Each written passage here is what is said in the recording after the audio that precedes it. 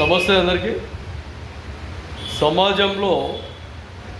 సమాజం కోసం, సమాజంలో ఉండే ప్రజల కోసం, ఆ ప్రజల్లో చాలా వరకు పేదరికంగా జనజీవన స్రవంతిలో బతుకుతున్న ఎంతోమంది పేదలకు, అట్టడుగున ఇంకా ఇబ్బందుల్లో ఉన్న పేదలకు ఏ నాయకత్వమైనా, వాళ్ళు కుల సంఘాలు కావచ్చు, ప్రజా సంఘాలు కావచ్చు, ఆ నాయకత్వం ఆ ప్రజలకు అండదండగా నిలబడే విధంగా ఎప్పుడైతే ఈ ప్రణాళికలు ఏర్పాటు చేసుకుంటామో ఏదో ఒక సమయం సందర్భాలలో ఖచ్చితంగా ప్రజలకు న్యాయం జరిగే విధంగా, ఆ నాయకత్వం బలపడే విధంగా, ఆ నాయకత్వ ఆలోచన విధానాలు ప్రజలకు స్ఫూర్తినిచ్చే విధంగా ఎప్పటికైనా నిలిచిపోతాయి చరిత్రలో.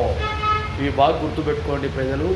నాయకులు, ఏ సంఘాలు కానీ, ఏ ప్రజా సంఘాలు కానీ, ఎవరైనా కానీ ఆ విధానాన్ని అమలు చేసుకుంటూ ముందుకు వెళ్ళాలని మనస్ఫూర్తిగా మహాజన రాష్ట్ర సమితి ఆంధ్రప్రదేశ్ ద్వారా అందరికీ కూడా ఈ విషయాన్ని తెలియజేస్తాం.